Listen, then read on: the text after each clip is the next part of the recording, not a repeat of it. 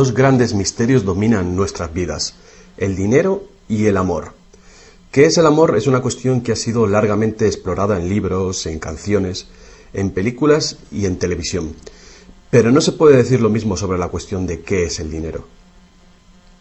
No es de extrañar que las teorías monetarias no hayan generado ninguna película taquillera, pero que ni siquiera se haya mencionado en las escuelas es algo que debe ser analizado con detenimiento. Para muchos de nosotros, saber de dónde procede el dinero puede ayudar a afrontar el mito de la creación del dinero y la emisión del papel moneda. Lo que mucha gente cree es que el dinero lo crea el gobierno. Es cierto, pero solo hasta cierto punto. Estos metales y papeles que generalmente asociamos al dinero son, en realidad, creados por una agencia ligada al gobierno federal, llamada la Casa de la Moneda. Pero la mayor parte del dinero no es creado por ella, sino que lo crean en grandes cantidades cada día corporaciones privadas conocidas como bancos. Muchos creen que el dinero que prestan los bancos es el que han dejado en depósito sus clientes. Esto es lo que se cree, pero no es la verdad. En realidad, los bancos crean el dinero que prestan no de sus ganancias ni de los depósitos, sino directamente de la promesa de los prestatarios de devolverlo. La obligación del prestatario en un papel de préstamo incluye que debe pagar lo prestado más un interés. De lo contrario, perderá la casa, el coche o lo que sea. Es un gran compromiso por parte del prestatario. ¿Cuál es el compromiso por su parte del banco?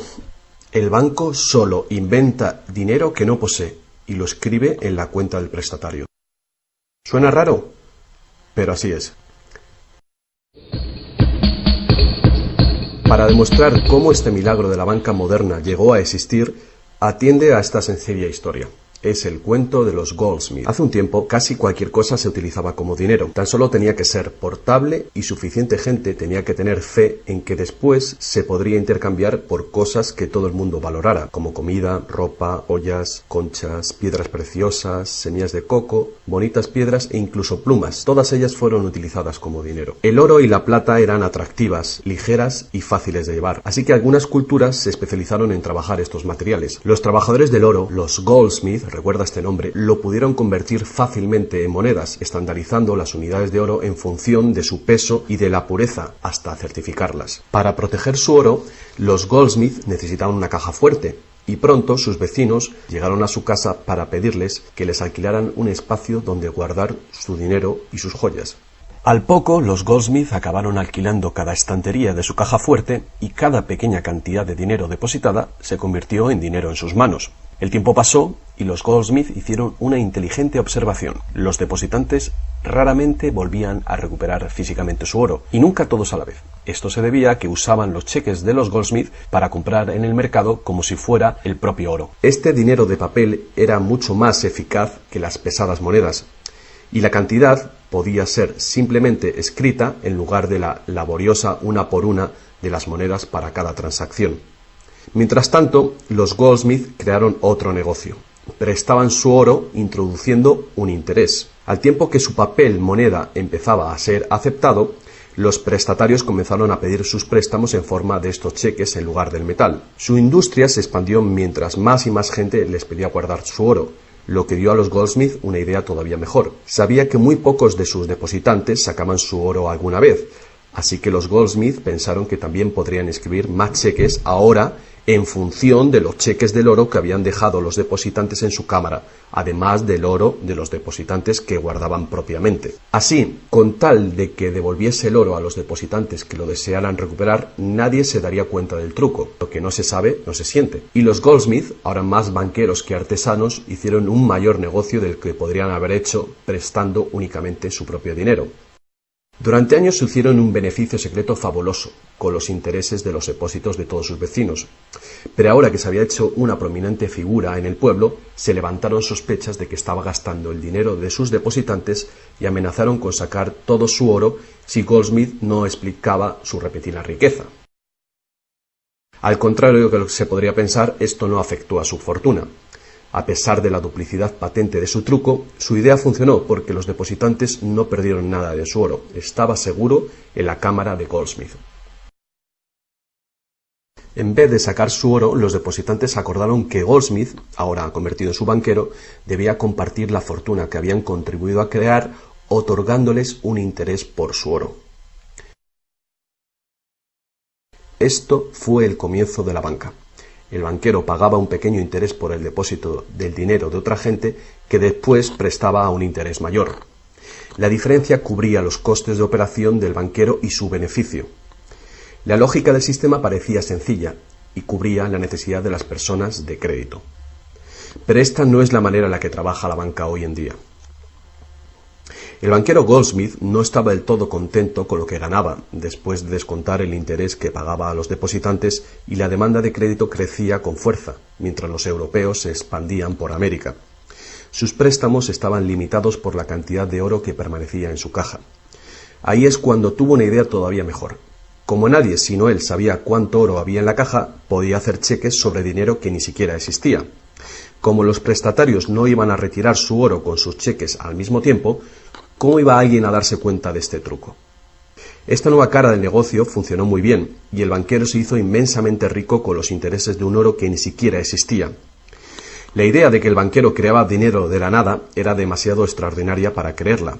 Por lo tanto, el fraude no fue descubierto por la gente durante mucho tiempo. El poder de crear dinero hizo que el banquero se sintiese prepotente, como podrás imaginar.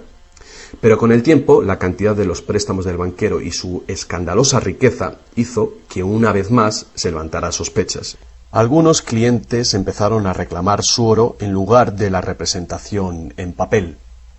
Los rumores se propagaron y todos los demás depositantes acudieron reclamando su oro.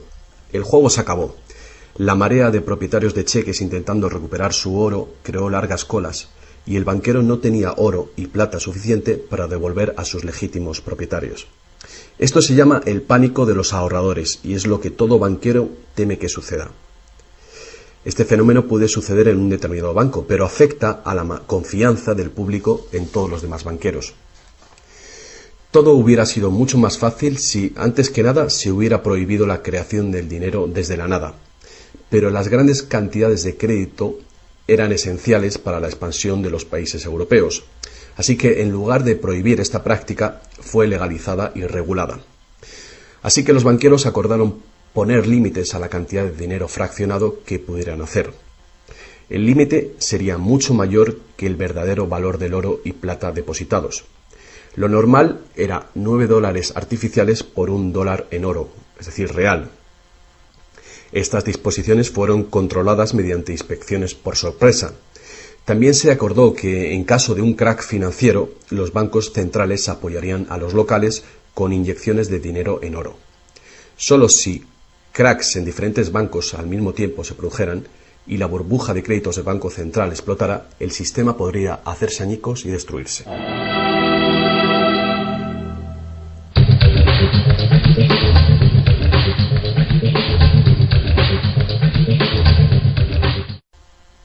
A lo largo de los años, el dinero fraccionado y su sistema integrado por un banco central regulador se ha convertido en el sistema bancario dirigente del mundo. Al mismo tiempo, el sistema fraccional del oro apoyando al dinero como deuda ha desaparecido. La naturaleza básica del dinero ha cambiado.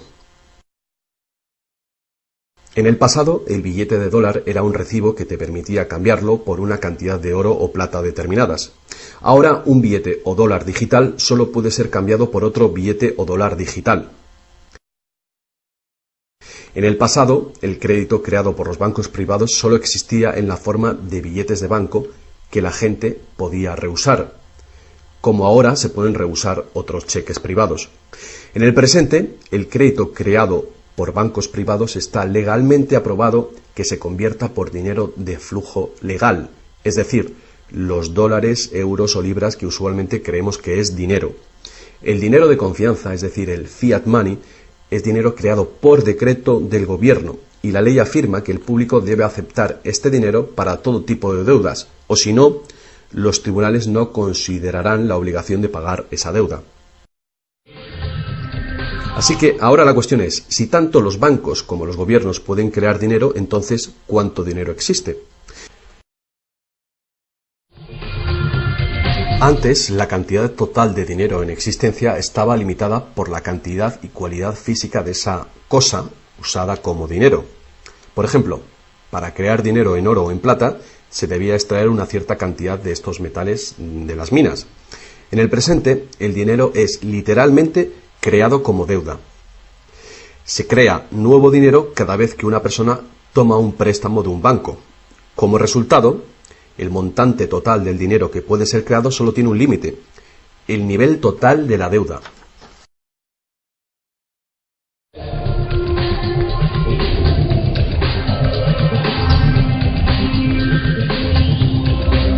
Los gobiernos ponen una disposición adicional para limitar la creación de dinero, imponiendo reglas conocidas como requerimientos fraccionales de la reserva. Son arbitrarias en su misma esencia. Estos requerimientos varían de un país a otro y de un tiempo a otro. En el pasado se obligaba a los bancos a tener al menos $1 en oro por cada $10 creados. Hoy en día, la proporción ya no tiene relación con el dinero actualmente en depósito, sino con el dinero creado a su vez de la deuda creada sobre el dinero en depósito en el banco.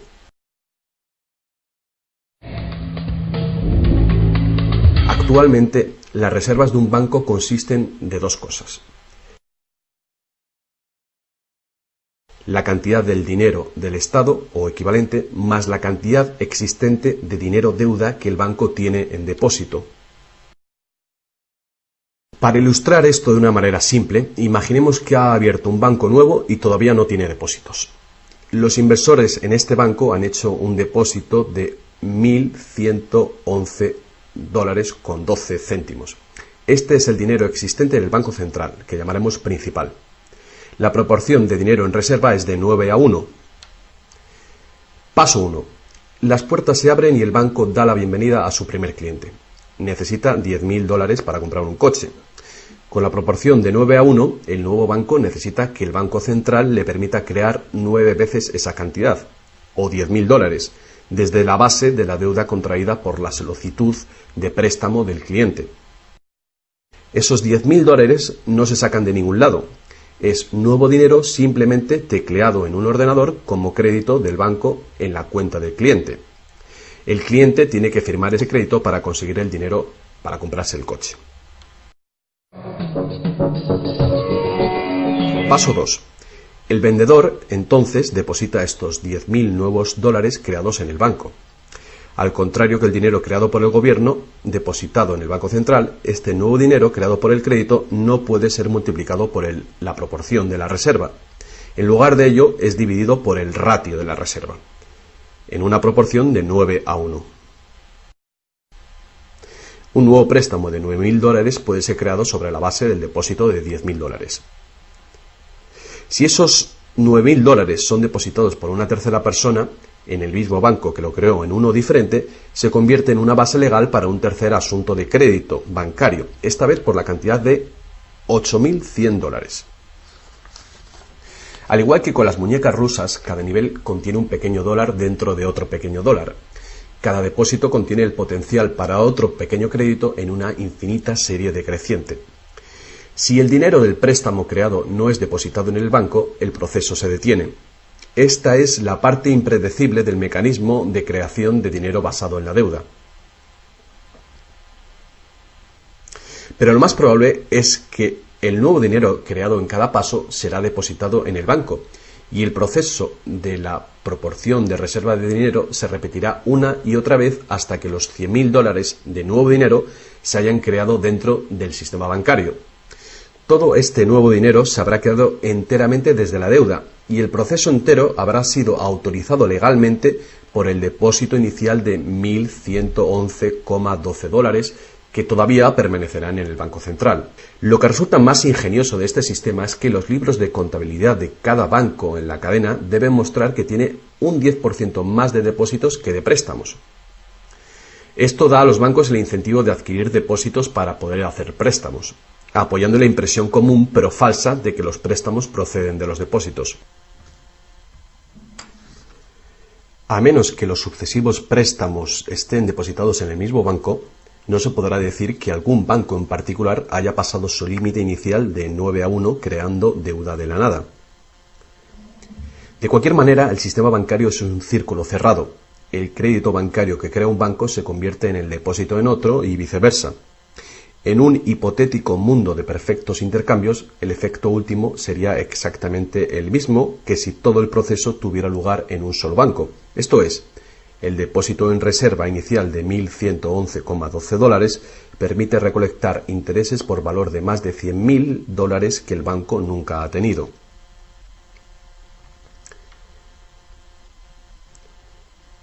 Si esto te resulta extraño, atiende esto. En tiempos recientes, como resultado de la presión de los lobbies bancarios, los requerimientos para hacer un depósito de reserva en el Banco Central prácticamente han desaparecido en la mayoría de los países.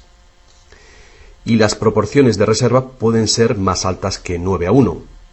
Para algunas cuentas, 20-1 y para otras 30-1 son comunes. E incluso más recientemente, usando tarifas para los préstamos y así aumentar los ratios de requerimientos de reservas de los clientes, los bancos ahora han encontrado una manera de eludir las limitaciones de los requerimientos de la reserva fraccionaria por completo. Así que cuando las reglas son complejas, el sentido común real es bastante simple. Los bancos pueden crear tanto dinero como nosotros podemos pedir prestado.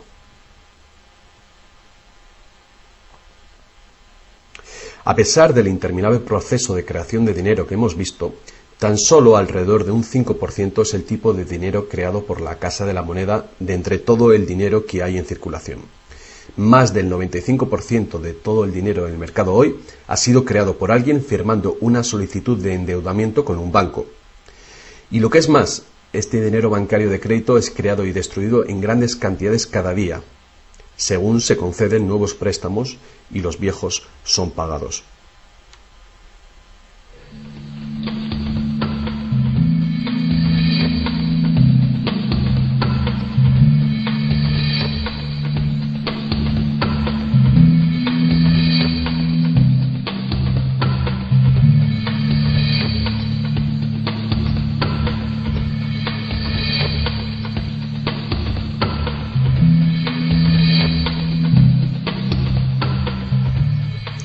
Los bancos solo pueden ejecutar este sistema del dinero con la participación activa del gobierno.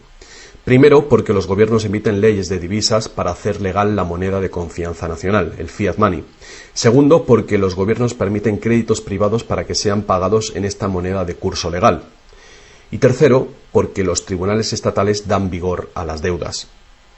Por último, los gobiernos aprueban regulaciones para proteger el funcionamiento del sistema monetario y su credibilidad ante el público sin hacer nada para contar a la ciudadanía de dónde procede el dinero. La verdad desnuda es que cuando firmamos la solicitud de una hipoteca o de un préstamo, nuestra firma promete un pago avalado por los bienes que daremos si no conseguimos pagarlo. Y estas son las únicas cosas de verdadero valor envueltas en la transacción. Cualquiera que crea que cumpliremos con la obligación la puede considerar como un bien o valor intercambiable o vendible. Es una deuda y por lo tanto una forma de dinero.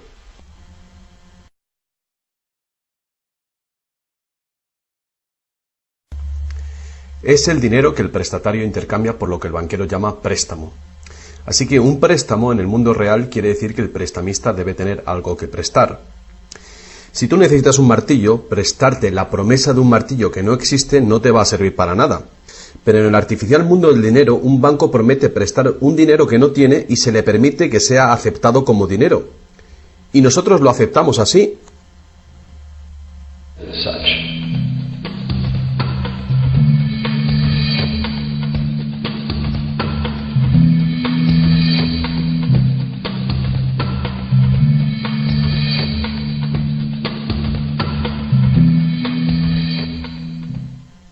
Una vez que el prestatario firma la solicitud de préstamo, el banco lo consigna como una transacción en su ordenador, con unas cuantas claves, escribiendo una deuda del prestatario con el banco.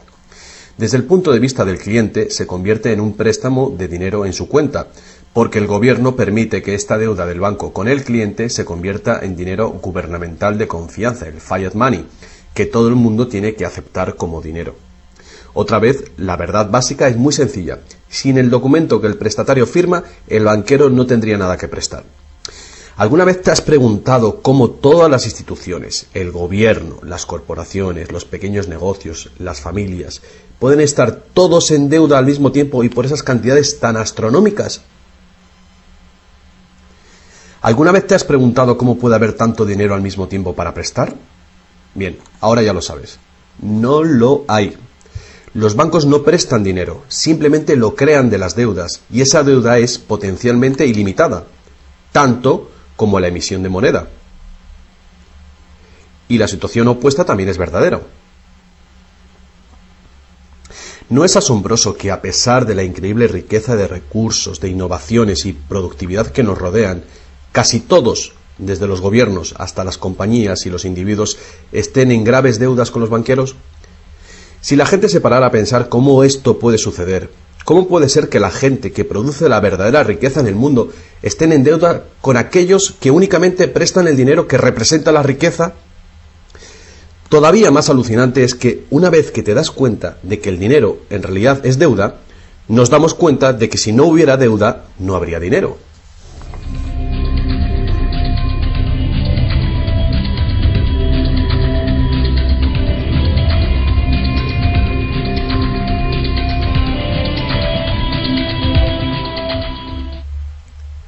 Si esto es nuevo para ti, no eres el único. Mucha gente piensa que si todas las deudas se pagaran, el estado de la economía mejoraría. Es cierto a un nivel individual. Como tenemos más dinero para gastar cuando dejamos de pagar una deuda, pensamos que si todo el mundo pagara sus deudas, habría más dinero para gastar.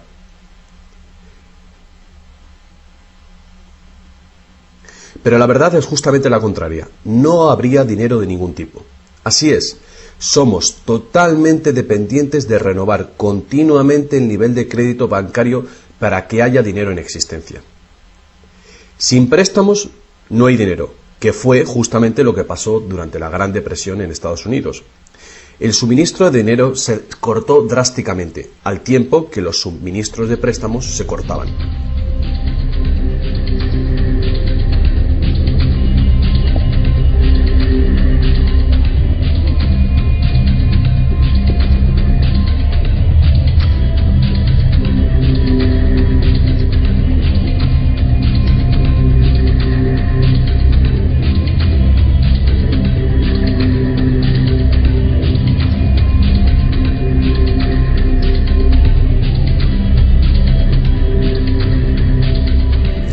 Pero eso no es todo.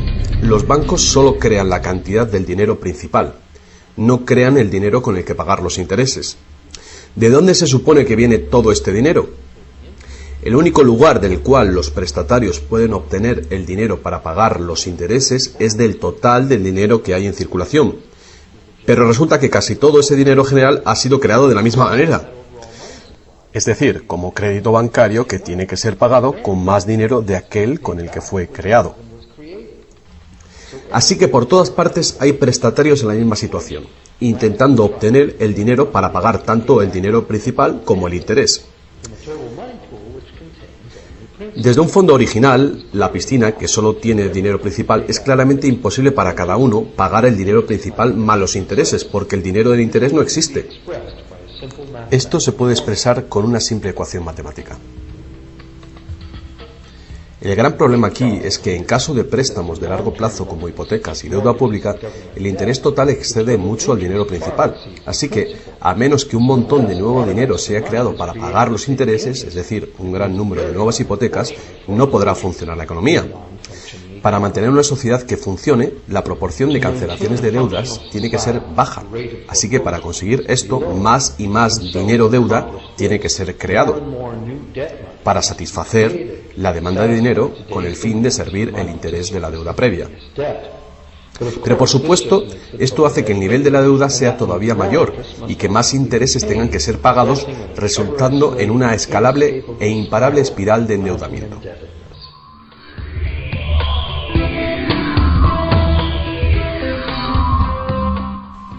Tan solo el lapso de tiempo entre el dinero creado procedente de los nuevos préstamos y su devolución evita la bancarrota del sistema entero.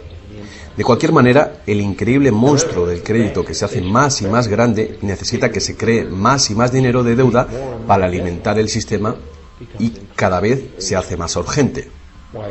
¿Por qué los intereses son tan bajos? ¿Pueden los intereses bajar más? ¿Por qué nos ofrecen insistentemente tarjetas de crédito en el correo? ¿Por qué el gobierno americano gasta más rápido que nunca?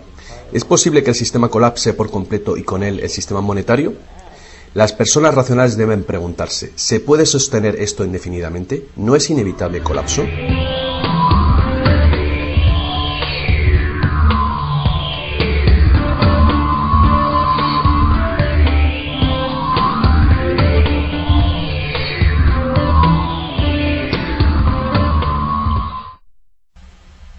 El dinero facilita la producción y el intercambio de bienes.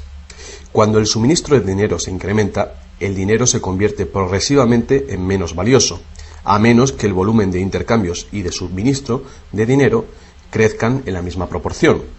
Hasta que nos damos cuenta de esto, cuando escuchamos que la economía crece a un 3% por año, creemos que lo hace en una constante regular, pero no es así. El 3% de este año representa un 3% más de intercambio de bienes y servicios que hace un año, porque es un 3% del nuevo total. En vez de una línea recta como imaginamos sobre las palabras, es una curva exponencial que es cada vez más inclinada. El problema, por supuesto, es que el crecimiento perpetuo de la economía real requiere un perpetuo y escalable uso de los recursos naturales. Más y más cosas tienen que ir desde los recursos naturales hasta los basureros cada año para evitar que el sistema colapse. ¿Qué podemos hacer ante esta terrorífica situación? Una cosa, necesitamos un nuevo concepto del dinero. Es tiempo de que más gente se pregunte a sí misma y a sus gobiernos 4 preguntas muy simples. A lo largo del mundo, los gobiernos piden prestado dinero con interés a los bancos privados.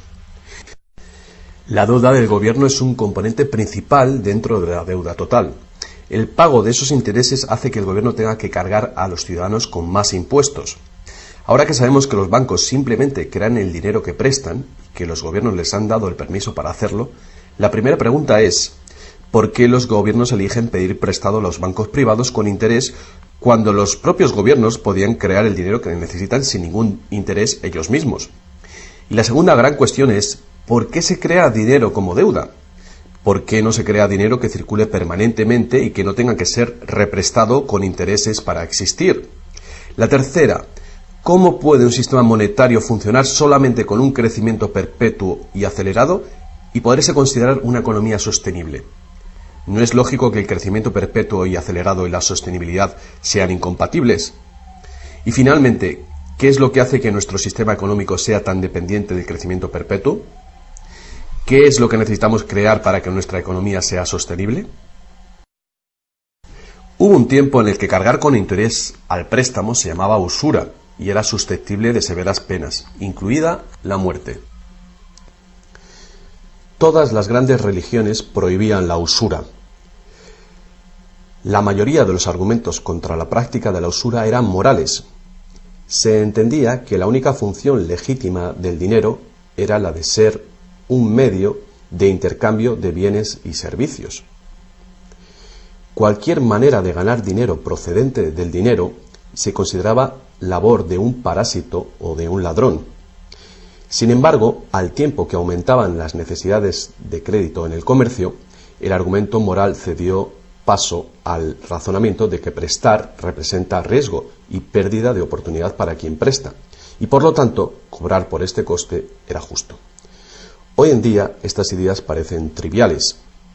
Actualmente, la idea de ganar dinero del dinero se considera la mejor ocupación que hay.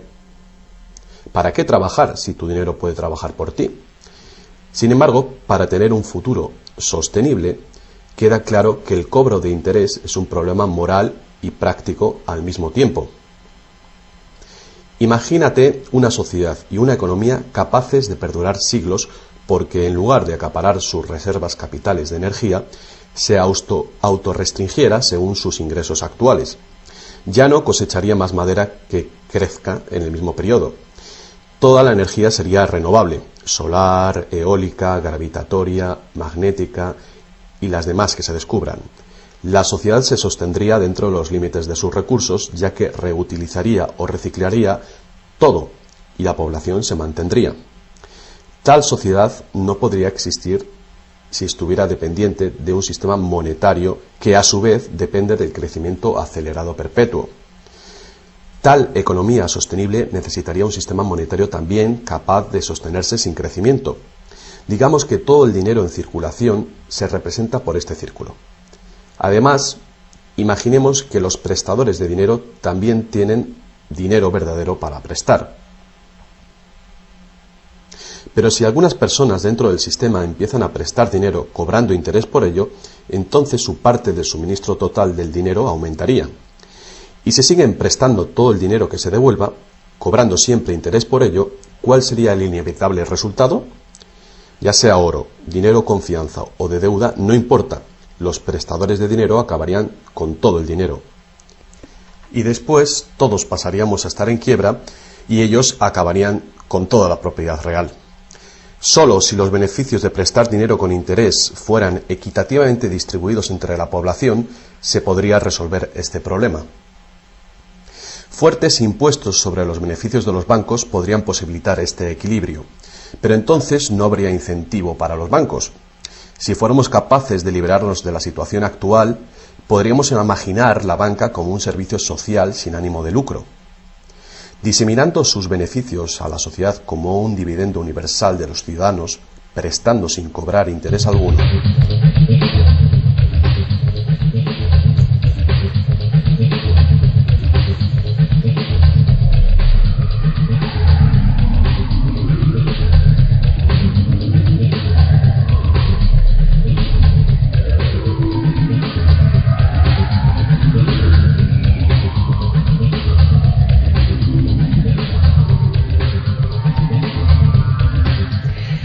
Si es la naturaleza fundamental del sistema lo que causa los problemas, correcciones al propio sistema jamás resolverán los problemas.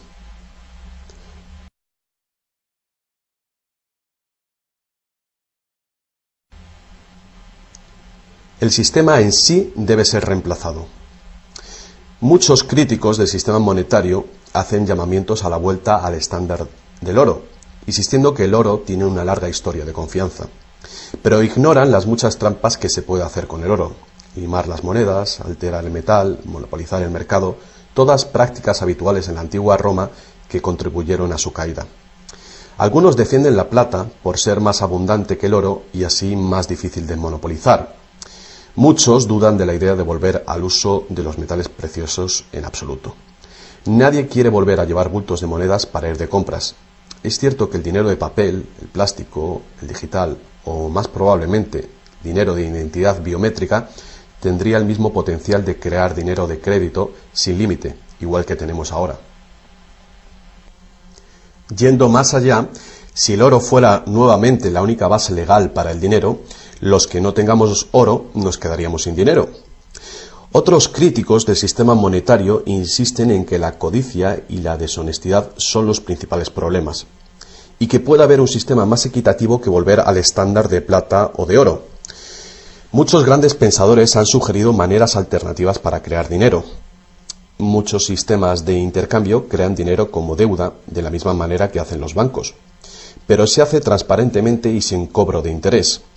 Por ejemplo, un sistema de trueque expresa la deuda como horas de trabajo, considerando el valor de todo trabajo igual y a la par con el dólar, y así permite que la hora de trabajo sea igualada con el precio del dólar de los bienes y servicios. Este tipo de sistema puede organizarlo cualquier persona capaz de gestionar la contabilidad. La preparación ahora de sistemas de trueque a nivel municipal sería prudente en previsión del inminente colapso del sistema actual. La reforma monetaria, al igual que la reforma electoral, es un tema muy polémico. Es una reforma que requiere una voluntad de cambio y de pensar, fuera del cubículo habitual. La reforma monetaria, igual que la reforma electoral, no vendrá fácilmente, ya que los más privilegiados por el sistema existente actualmente harán todo lo posible para mantener sus ventajas. Ahora que hemos visto que el dinero es solo una idea y que en realidad el dinero puede ser cualquier cosa que concebimos, os presento un único sistema monetario para tu consideración. Este modelo está basado en sistemas que funcionaron bien en el pasado, sistemas en Inglaterra y en Estados Unidos que fueron destruidos por los banqueros Goldsmith con su sistema de reserva fraccional. Para crear una economía basada en dinero libre de interés, el dinero puede ser creado y gastado por el gobierno creando infraestructuras para la economía, tales como carreteras, puentes, ferrocarriles, puertos y mercados públicos. Este dinero no sería creado como deuda, sino como valor. Este valor serían las infraestructuras que pagaron con ello. Si este nuevo dinero proporciona más comercio, requiriendo su uso, no produciría inflación alguna. En el caso de que los gastos gubernamentales sí causaran devaluación o inflación, habría dos posibilidades para resolverlo. La inflación es equivalente a un impuesto plano sobre el dinero. No importa si el valor del dinero se devalúa en un 20% o si el gobierno nos quita con impuestos un 20%. El efecto en nuestro poder adquisitivo es el mismo. De esta manera, la inflación, en lugar de impuestos, podría ser políticamente aceptable con tal de que sea debidamente empleada. El gobierno podría contrarrestar la inflación recaudando impuestos y eliminando este dinero del mercado. Así reduciría el suministro de dinero y restauraría su valor. Para controlar la deflación, la caída de precios y sueldos, el gobierno sencillamente gastaría más dinero. Con la ausencia de la creación de dinero de deuda, el gobierno tendría más control del suministro del dinero del país y el público sabría a quién echar la culpa. Los gobiernos ascenderían y caerían según su capacidad para conservar el valor del dinero.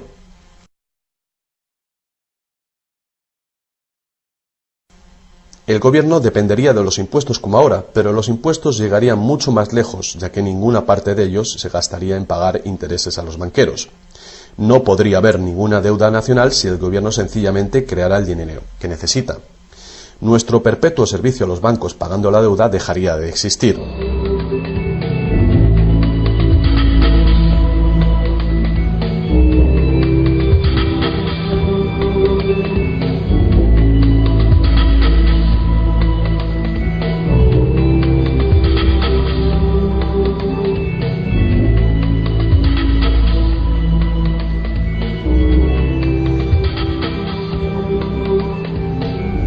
Lo que no nos han enseñado es que democracia y libertad son, de hecho, una forma ingeniosa de dictadura económica. Mientras toda nuestra sociedad dependa de un suministro de crédito bancario para sus necesidades monetarias, los banqueros serán quienes deciden quién tendrá el dinero que se necesita y quién no. And who doesn't?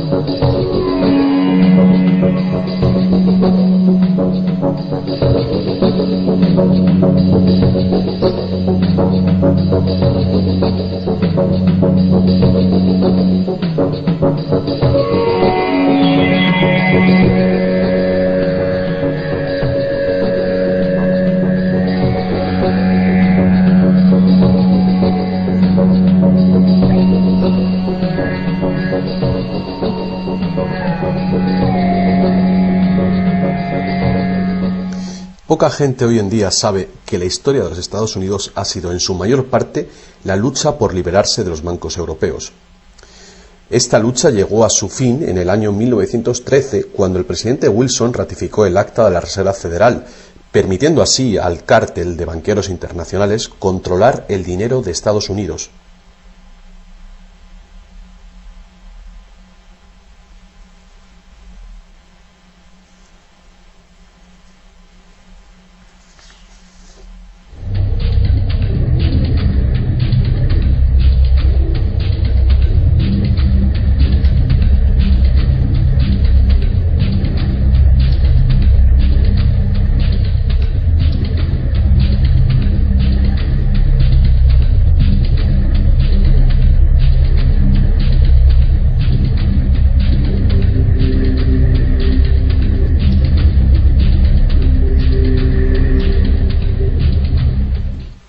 El poder de este sistema está profundamente integrado.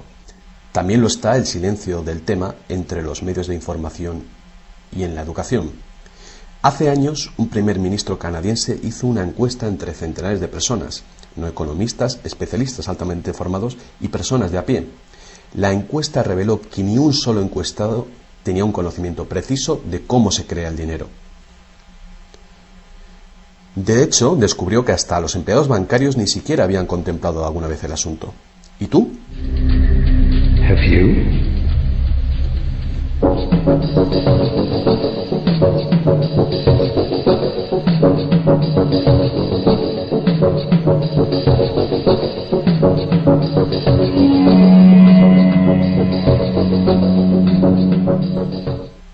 El sistema moderno de dinero como deuda nació hace más de 300 años, cuando un decreto real otorgó al primer Banco de Inglaterra el poder de emitir recibos de oro fraccionales con un modesto porcentaje de 2:1. Este porcentaje fue solo el principio, el primer paso. El sistema ahora es global, crea cantidades de dinero sin límites desde la nada y tiene a casi todos los seres humanos del planeta encadenados a una cadena de deuda que nunca puede ser pagada. ¿Pudo haber ocurrido todo por accidente o es una conspiración? Evidentemente, algo muy gordo se está jugando aquí.